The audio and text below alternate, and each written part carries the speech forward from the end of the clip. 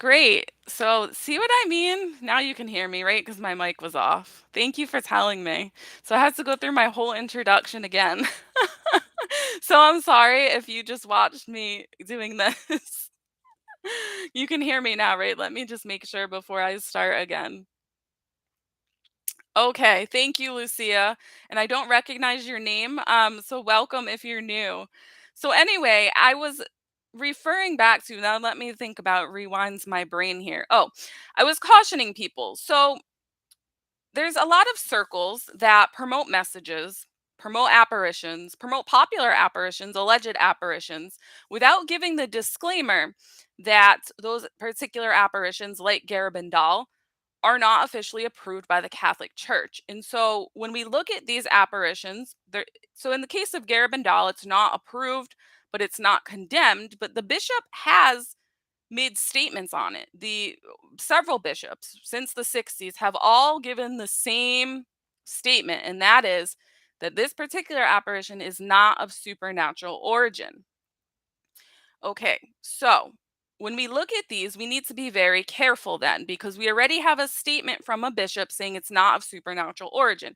Now, the people that want to believe in Garabandal will then go ahead and say, well, a good enough investigation was not conducted. Well, that's not really up to us to judge, to be honest with you. Because if you go back and watch the video I posted yesterday, Father Ripperger talking about um, the bishops, the office of the bishop is the one who receives the charism from God to be able to judge these things accurately, not the lay people, not even other well meaning priests. To be honest, it is the bishop. It is the office of the bishop that has received this charism to be able to judge these things. And as lay people, we forget our place. We absolutely forget our place. So, and it's because we live in a democratic society where we think our opinion matters and things like that, and the church doesn't function like that. The church is a hierarchy. It's structured in a certain way, and that's how God wanted it set up. So even if we don't think the investigation into places like Garabandal is good enough, in the end, we are not going to be judged on how accurately we ourselves judged apparitions, or if we believed in a certain apparition, or if we believed in a certain version of events coming from an apparition or things like that.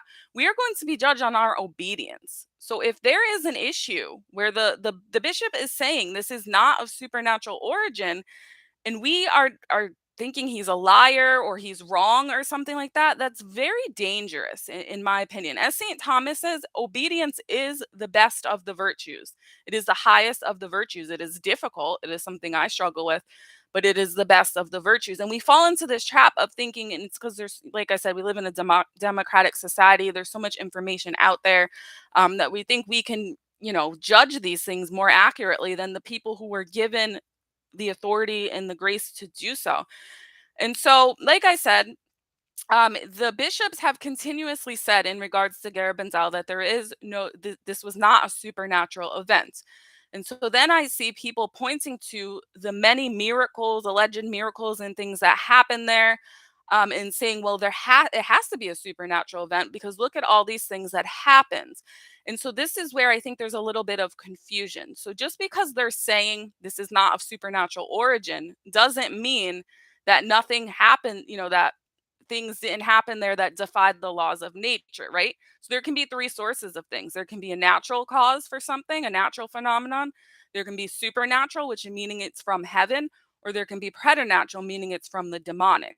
So if they're saying it's not supernatural and there's things happening there that are defying the laws of nature, then there's really only one other option, unfortunately, and that would be demonic. And so people don't want to hear this. This is not going to be a popular message. People love Garabandal, and there's been like a cult again built up around this apparition. I don't have any attachments to it personally. If you want my personal opinion, I will give it. I stay away from it. I believe it's absolutely demonic. But again, I don't have the charism to judge it properly. And I will go into detail about the main thing. Just looking at it, I don't like looking at it. Like seeing the girls on the ground with their eyes rolled back and their heads looking back in weird positions. To me, I don't like looking at that. I don't believe that's how Our Lady acts. She's known for her modesty and her simplicity. I don't like it. It gives me the creeps, to be honest with you. So maybe that's just my own thing. I am nobody. I am not an authority. I'm telling you just my own personal opinion here. If you want to believe something else, then you can go right ahead. But again, we have bishops coming out and saying it's not supernatural. So we have to kind of take into consideration some other avenues of what it could be. And I just want to present one. And so the major red flag, my beef with Garabandal, so to speak, is in regards to the host. And I think I just lost my page. So bear with me. Here it is. The miracle of the visible host. And this was reprinted from Garabandal magazine, July through September of 1989. And so, if you don't know the miracle of the host, I'll just give a brief background. Among the many remarkable characteristics of the Garabandal apparitions was that on numerous occasions the seers in ecstasy went through all the motions of receiving Holy Communion. They said that Saint Michael, here's my first red flag. They said that Saint Michael brought them communion and that he took the hosts from tabernacles on earth. To me, I don't see Saint Michael as a thief, to be honest with you. Now, obviously, if he was given permission from God to do that or something, fine. I mean, I'm not, that's not the one I'm hung up on. I'm not.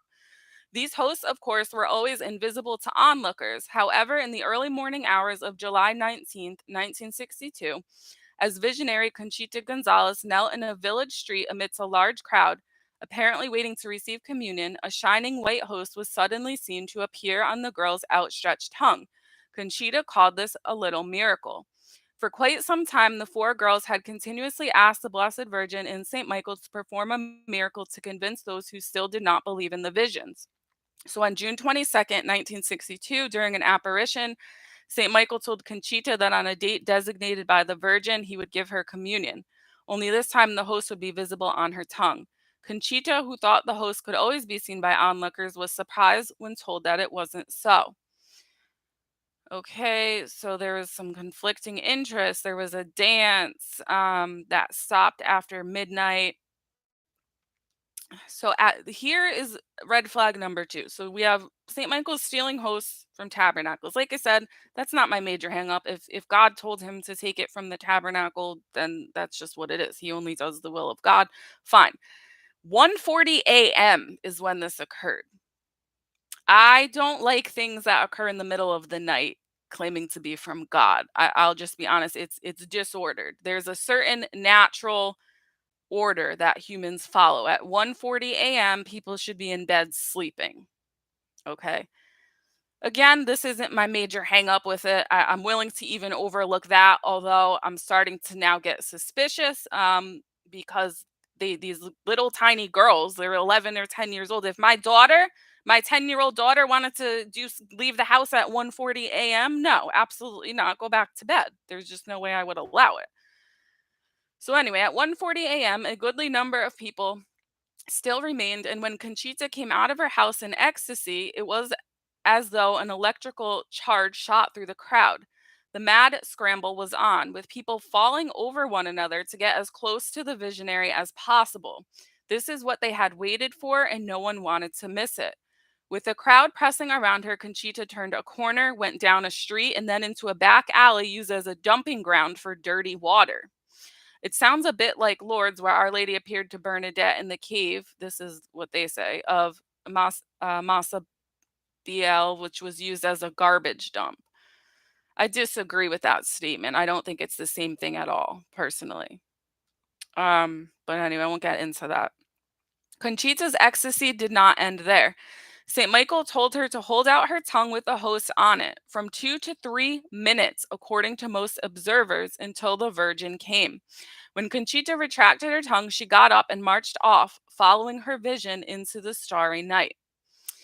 And then there was the late Benjamin Gomez was very close to Conchita when she entered the lane and left us this account. I saw her kneeling down, the arms at the sides of the body, then opening the mouth and presenting a bare tongue.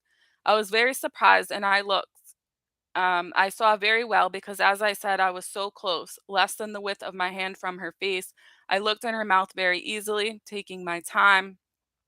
He says the host was white, a white out of this world. Pepe Diaz, the village mason, was another close hand observer and perhaps the best of all witnesses. At the moment Conchita fell to her knees, all the people present tried to do the same, some on top of the others, some kneeling down on the ground, others bowed very profoundly, and everyone was showing great humility. In spite of the mob, everyone was trying to be considerate of their neighbor, which was not easy. I did not take my eyes off the girl. She started to speak, to pray, and she smiled. And while smiling, she opened her mouth and put out her tongue very naturally. She extended her tongue, not just a little bit, but quite a lot. I want you to, what I want to point out here, I'll break it down, but just focus on how she received communion. And I saw her tongue so perfectly bare. I had a terrible feeling of disaster. Pay attention to that. In my uh naive I can't say that word, being naive, I had thought that at the precise moment Conchita put out her tongue, we would see the host, or that the host would appear instantaneously, or who knows what. I was scarcely 18 inches away from her face, and the sight of her tongue, protruding and bare, gave me a terrible feeling of failure. I, who was hoping for so much, Conchita kept her tongue out like that of about a minute, and as I stood there, my eyes riveted on that tongue so hopelessly bare, something incredible happened without moving my eyes for a fraction of a second. Suddenly, a neat, precise, and well formed host appeared miraculously on her tongue. I can attest to the fact that from the moment Conchita put out her tongue, she did not make a single move, either with her mouth or with her tongue. Not a single muscle in her face moved. The tongue was well out and bare, and all of a sudden the host was there.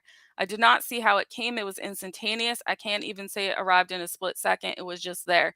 This is what I call the most significant part of the miracle. So we have Conchita kneeling down at 1:40 a.m. in an alley with dirty water. Dirty water. Not the same as a garbage dump, actual dirty water. Dirty water. Just, I know. Just keep that in mind. Okay. So she's kneeling down and her arms are at the sides of her body, not as the church teaches in praying hands, like my kids here in 20, whatever year this is, 2022, were taught to do. That was their catechesis, praying hands.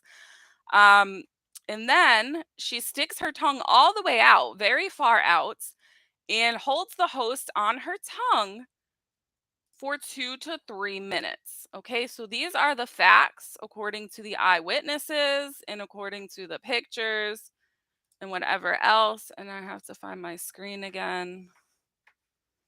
Sorry. Okay. So let's take a look at the catechism. Now, I had to go back into the old catechism. I thought it would be better to go back into the old one when they only received on the tongue and see how the church teaches to receive communion. So this is a good one. This is Sparago and Clark. The Catechism explained an exhaustive exposition of the Christian religion with special reference to the present state of society in the spirit of the age, a practical manual. This is page 603 on the sacraments. And this is how they say to accept communion. Our demeanor should be reverence when we are to go to communion. We should avoid singularity in everything prejudicial to devotion. When the priest repeats the words Domine non sum dignus, and obviously this is from the Latin Mass, the intending communicant should strike his breast and rising from his knees, go slowly up to the altar rails without looking about him. When the priest advances to give him the sacred host, let him raise his head, close his eyes, open his mouth, and put his tongue forward as far as the underlip, and let him swallow the host as soon as possible. And after a few moments, pause, return reverently to his place. So let me just read a couple parts again so it sinks in. Let him raise his head, close his eyes, open his mouth, and put his tongue forward as far as the underlip, not all the way out. Then let him swallow the host as soon as possible. So it seems to me, and after a few moments, pause, return reverently to his place. So it seems to me Conchita actually did the exact opposite of what the Catholic Church teaches to do when receiving communion under the instruction of apparently St. Michael the Archangel after he stole the host from the tabernacles. This is my beef with Garabandal, my main beef. There's others that I have. This is the one I have. And so then people say, well, Padre Pio believed in it, and you have a devotion to Padre Pio. Well, did Padre Pio believe in it? Because there's some things that are falsely attributed to him, too. For example, letters that were written that he never signs. I have his letters. This is letters number 1. This was to his spiritual directors. There's more to his spiritual daughters. They're always signs. Yours affectionately, Father Pio, Capuchin. They're always signed the same way. Padre Pio Capuchin. Always with his name and his order. Always. Okay. So the one that he supposedly sent, not only did he not sign it, so we have no way of actually knowing it's from him because it was anonymous. It had the postage of San Giovanni Rotondo. But what people don't really seem to understand about Padre Pio is that the devil constantly interfered with his letters, to the point where he would have to write them in actual different languages because he found that certain languages like French would drive the devil away from sabotaging and changing and blotting out ink from his letters. It was that serious. Um, on top of that, Padre Pio was not allowed to write letters after the year 1924. And let me just get you the quote on that so you don't think I'm making it up. And so if you look at these, the ones I have, they all stop. I think this was 1922. He stopped writing those, only go up to 1922 to his spiritual directors. These go up to 1923 to his spiritual daughters. So now we're accusing Padre Pio of disobedience because apparently he thought that Garabandal was real.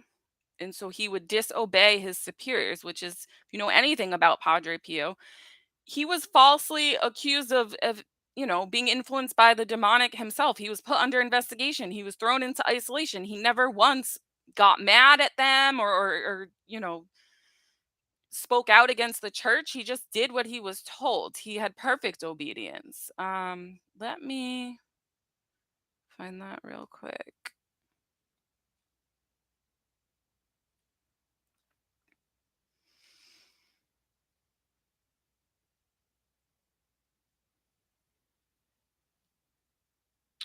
Huh.